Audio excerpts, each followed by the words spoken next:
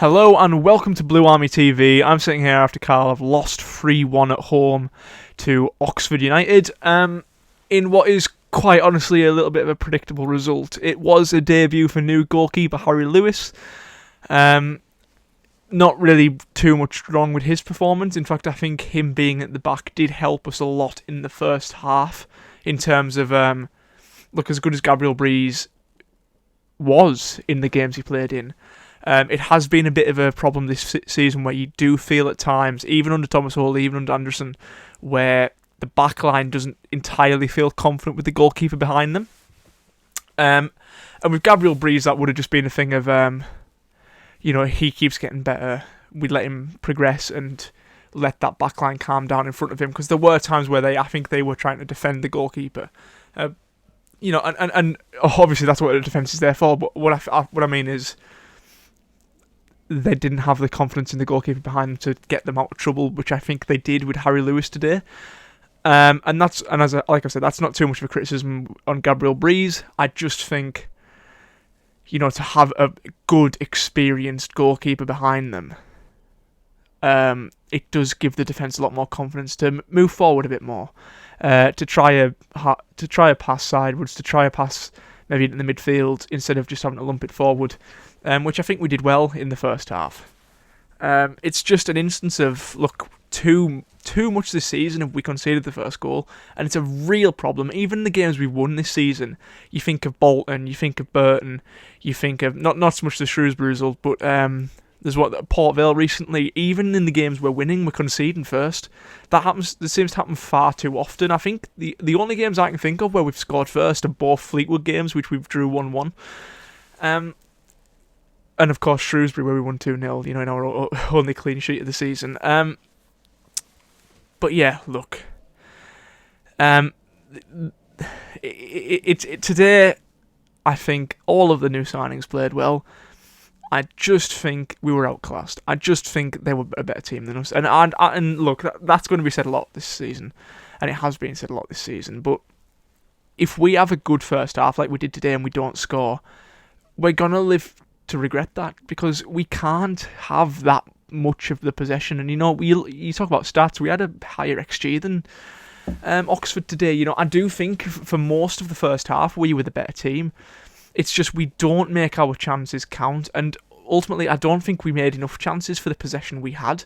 I think too much we're trying to just cross it into the box and hope for the best, and we've got the strikers to do that now. It just seems to me that nothing falls for us at the minute. Everything that can go against us does, and nothing goes our way in terms of luck. And there is a great deal of luck involved in football at this level. It just nothing seems to fall in the box for our players. And you think about the goals we conceded today. The first one, a corner, which shouldn't have been given because Harry Lewis didn't take a touch. That was a big debate on Twitter today, whether it was a corner or not. I personally don't think it was, but even if it is, it's defended very poorly. They win 2 headers inside the box, which you shouldn't be able to do. When you're defending a corner, you can't allow them to win both headers and then score with their feet. It's an absolute embarrassment in terms of defending. And on set pieces, that doesn't just come down to the back three. That comes down to every player we've got in the box at the time. And then the second goal is an absolute. It's an absolute farce. You look at how offside that goal was. And to be fair, it didn't. Looking back on the goal now, it's not as obvious as I thought it was at the time. But regardless, it is still offside. And it's still significantly offside. And look, people have called for VAR. I don't think that's the answer, because I think even VAR makes mistakes, even at the top level. So it would be just as bad down in the lower leagues. But that shouldn't be allowed to happen. You think about the money in the game at the minute. Why is that allowed to be an incorrect decision? Because it looks obvious, and every single person in the Pioneer stand and all over the ground could see that goal was offside. And there was there was a few instances in that half where that same linesman over on the Pioneer stand gave very, very marginal offsides to Carlisle. We were offside 7 times according to the stats today. And it was given every single time, and it was given for very marginal things. And you think about the instance where Danny Butterworth goes through on one-on-one with the keeper. maybe it was offside, I haven't seen it back, but it didn't look nearly as obvious as the one he did give the other way.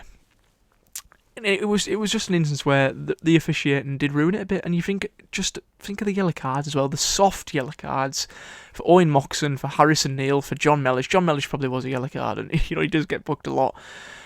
But early on, he books Owen Moxon for kicking the ball away, where I just think, yeah, he did kick the ball away, but that's because he didn't think play had stopped. He tried to play a pass. It's a stupid bit of officiating from the referee, in my opinion, because Owen Moxon kicks the ball away. He tries to play it out wide because it's seconds after the referee's blown the whistle. He's already leaning back to take the kick.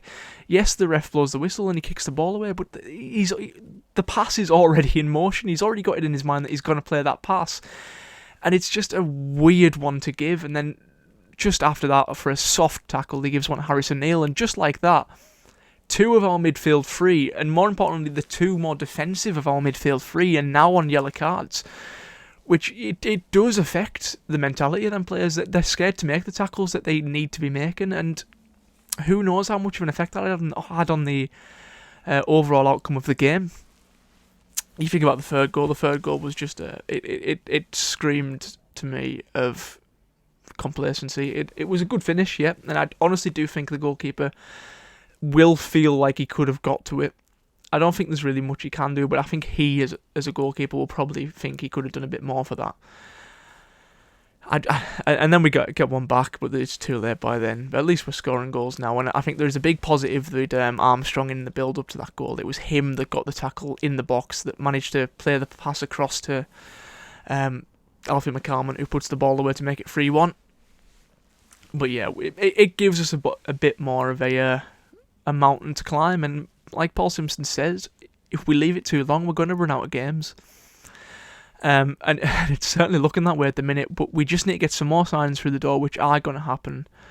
And we just need to start putting a run of games together where we're drawing games away from home and winning them at home, because I do think the quality is there, and I think you saw it at times today, especially in the goal we had, and especially in times in the first half. I think both fullbacks did really well today. Jack Ellis back in the team after a long time, and Jack Robinson on the other side. I think it's going to be very difficult for Jack Armour to get back into the team, and I understand I've said Jack a lot, but that's because every single one of our fullbacks, bar Josh Emmanuel, is called Jack. But I think, look, Robinson's been one of the bright sparks recently, and I think he's done really well in that left-back role, especially in a back five where he can get forward a bit more. I think it really does suit him. But look, there were also instances where I thought Paul Simpson could have done better, especially on the substitution side. I'd have never took Butterworth off, not in a million years. He looked really bright going forward. I think Owen Moxon should have been taken off a little bit earlier, maybe at half-time. He was booked before half-time, and he really wasn't having a good game. I think, he's talked a lot about having balance in the midfield by having left footers. Maybe you should have put Taylor Charters on at half-time for Owen Moxon. And I think when Jordan Gibson came on, he did really well.